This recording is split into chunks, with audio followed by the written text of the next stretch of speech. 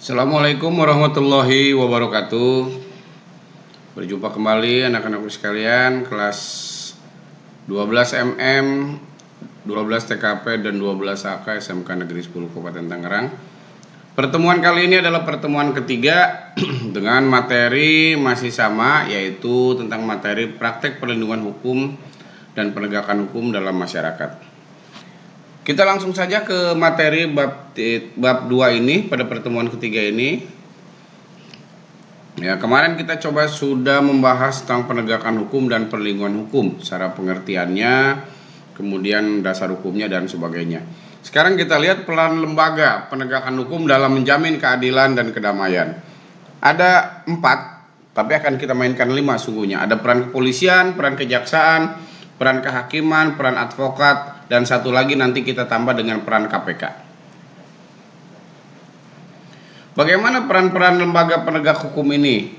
Kita lihat contohnya ada kepolisian, Kepolisian Negara Republik Indonesia atau kita kenal dengan istilah Polri.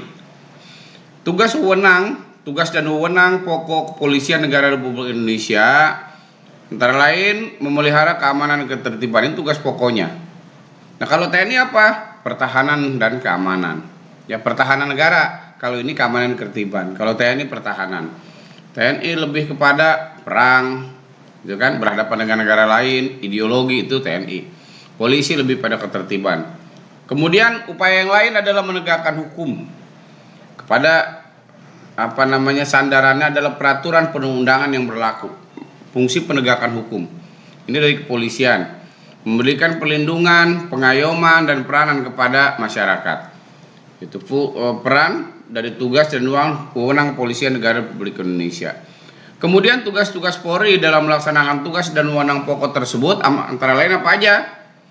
Pertama, melaksanakan pengaturan, penjagaan, pengawasan, patroli terhadap kegiatan masyarakat.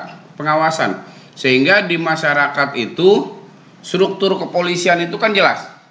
Dari pusat ada yang namanya Mabes Polri, ada Polda, Polres, kemudian di bawahnya ada Polsek, sampai di level desa itu ada yang namanya Babin Kamtipmas atau kita kenal dengan istilah Binamas. Di desa itu ditaruh polisi. Ya, untuk apa? Untuk melaksanakan fungsi keamanan dan ketertiban masyarakat. Kemudian penyelenggaraan segala kegiatan dalam menjamin keamanan dan ketertiban lalu lintas di jalan raya. Ini diatur dalam Undang-Undang Nomor 22 Tahun 2009. Ini pengaturan tertib lalu lintas itu ada di sananya. Itu tugas polisian mengatur itu dengan satuan lalu lintasnya. Membina masyarakat untuk meningkatkan partisipasi masyarakat, kesadaran hukum serta ketaatan warga masyarakat terhadap hukum dan peraturan perundang-undangan. Melalui penyuluhan. Garda terdepan itu ya kalau di desa berarti Babin Kamtipmas lah. Ya, bina masal yang selalu tahu tentang kondisi masyarakatnya. Disampaikan kepada masyarakat, ini loh yang harus dilakukan, ini loh yang tidak harus dilakukan. Dia berbaur dengan masyarakat dari semua kalangan. Ya, penyuluhan, sosialisasi pada masyarakat tentang penyuluhan bahaya narkoba, kepada anak-anak remaja penyuluhan terhadap kenakalan remaja. Kemudian kepada yang lainnya tentang penyuluhan narkoba dan sebagainya. Seperti itu gambaran umumnya. Turut serta dalam pembinaan hukum nasional, pasti karena tugas utama dia mengacu kepada peraturan perundangan yang berlaku. Memelihara ketertiban dan menjamin keamanan umum, tugas utama juga. Ya. Kemudian tadi dalam fungsi penegakan hukum menyelesaikan perkara. Nah, ini fungsi-fungsinya kan tidak hanya tidak hanya satu kesatuan yang ada, tidak hanya satu satuan maksudnya gitu. Ya, di dalam kepolisian itu bidang-bidangnya kan banyak, satuan itu bidang-bidangnya. Ya. Ada satuan lalu lintas, ada satuan reskrim, ada satuan brimob, ada satuan apa lagi tuh? Ya, Binmas, Yanmas dan sebagainya. Nah, itu kan satuannya jelas gitu ya, fungsi-fungsinya jelas. Nah, kalau ada perkara ya polisi bertugas melakukan penyelidikan dan melakukan penyidikan. Itu tugas polisi dari TKP sampai pembuatan BAP. Dari TKP itu dilakukan penyelidikan, BAP dari sebuah proses penyidikan, kayak gitu. Kemudian kejaksaan, ini kejaksaan melakukan penuntutan. Dari BAP yang diserahkan oleh kepolisian kepada pihak kejaksaan, atau istilahnya BAP yang sudah lengkap atau P21, itu diserahkan kepada kejaksaan untuk dilakukan penuntutan kepada si terduga tadi. Kemudian melaksanakan putusan pengadilan yang sudah memperoleh kekuatan hukum tetap. Jelas ini ya, tidak bisa sebuah perkara tidak tuntas, harus tuntas. Melaksanakan pengawasan terhadap pelaksanaan putusan pidana. Ya, ini melaksanakan sebuah putusan. Contoh, ketika orang dinyatakan dihukum mati, dilaksanakan dihukum mati dari pengadilan negeri, dia dihukum mati, kemudian pengadilan tinggi tetap tidak berubah, di kasasi itu tetap hukum mati, sampai pengadilan banding, pengadilan tinggi, sampai ke pengadilan kasasi di Mahkamah Agung, orang tersebut dihukum mati. Siapa yang melakukan hukum mati? Apakah Mahkamah Agung? Tidak, tetapi kejaksaan di mana yang pertama kali melakukan penuntutan, berarti kejaksaan negeri, gitu. Kemudian melakukan penyidikan terhadap tindak pidana tertentu berdasarkan undang-undang ya. Kemudian melengkapi berkas perkara dan seterusnya. Itu peran kejaksaan. Kemudian dalam bidang pidana, bagaimana dengan bidang perdatanya?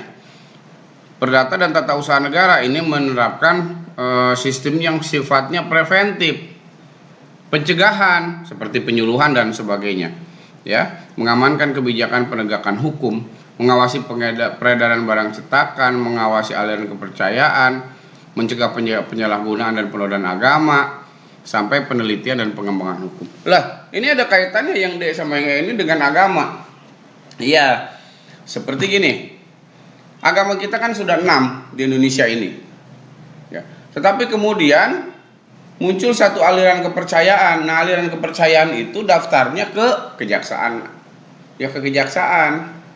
Nanti peran kejaksaan itu mengawasi. Berarti nanti dari keputusan Kejaksaan Agung, Kejaksaan Tinggi sampai Kejaksaan Negeri ini diawasi oleh kejaksaan yang ada di level bawahnya. Baik, kita lanjut. Hakim sebagai pelaksana kekuasaan kehakiman. Ini kan sehingga seorang hakim itu harus memiliki integritas, kepribadian tidak tercela, jujur, adil, profesional, dan pengalaman di bidang hukum. Seorang hakim diberi wewenang mengadili. Oleh karena itu, hakim wajib menggali, mengikuti, dan memahami nilai-nilai hukum dan rasa keadilan yang hidup dalam masyarakat. Nah, hakim ini harus mampu menempatkan diri dengan baik, membaca sebuah perkara dengan baik, tidak berat sebelah, sehingga pada akhirnya keputusannya bisa diterima oleh semua kalangan. Ya, bisa memberikan rasa keadilan bagi masyarakat, gitu. Bahkan ketika sebuah perkara itu belum ada di peraturan perundang-undangan, maka hakim berusaha menggali yang ujung-ujungnya menerbitkan sebuah keputusan yang memang tidak diatur sepenuhnya dalam undang-undang, sehingga hakim mengeluarkan teori baru, keputusan baru, dan itu menjadi sumber hukum. Itu yang disebut dengan istilah jurisprudensi. Kayak gitu, ya, sehingga hakim itu memiliki kekuatan untuk memberikan sebuah hukuman. Kemudian peran advokat, pengacara, pembela dan sebagainya di sini.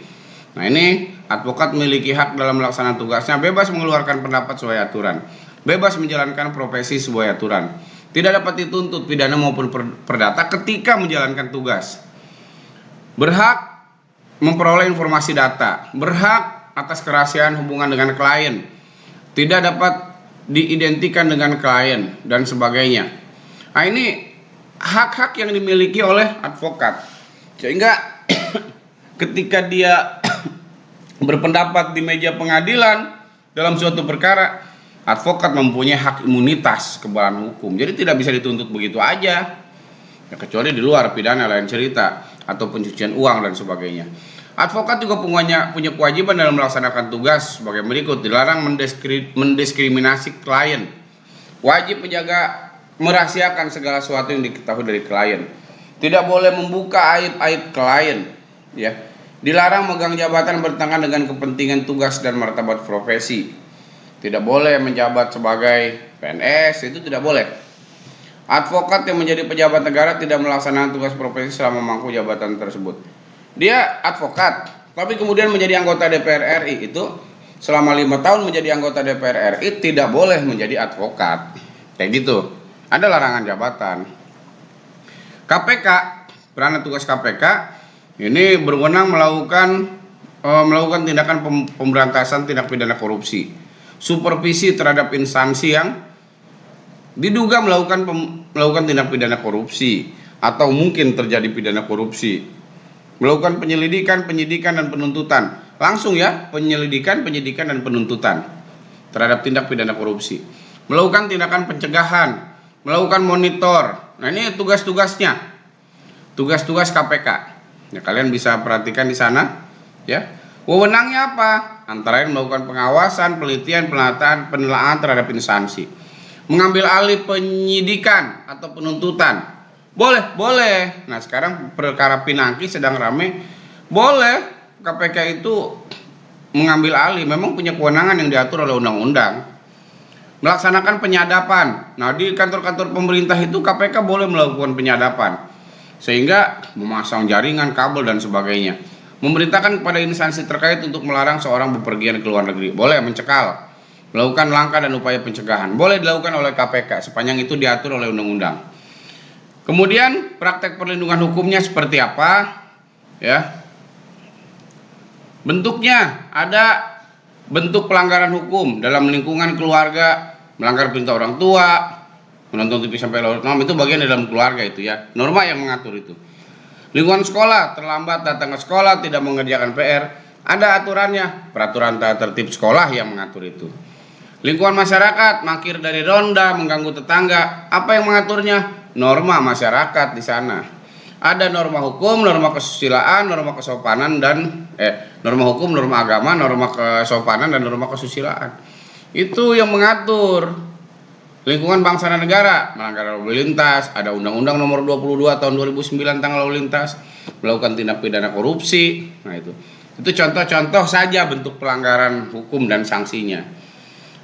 Kita lihat pelanggaran yang lain seperti pelanggaran hak atas kekayaan intelektual, pelanggaran lalu lintas, main hakim sendiri, buang sampah sembarangan, itu bagian dari kasus-kasus pelanggaran hukum.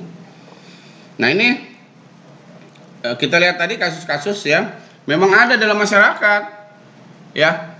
Nah, ini gambaran umum dari kasus pelanggaran hukum, kemudian bentuk dan pelanggaran hukum berikut sanksinya. Itu gambaran dari materi pertemuan ketiga ini, dan nanti di pertemuan keempat kita sepertinya agak detail. Mudah-mudahan waktunya cukup ya, dan mudah-mudahan kalian dapat menyerap apa yang saya sampaikan. Itu saja dari saya, terima kasih. Assalamualaikum warahmatullahi wabarakatuh. Sukses selalu untuk kalian semua.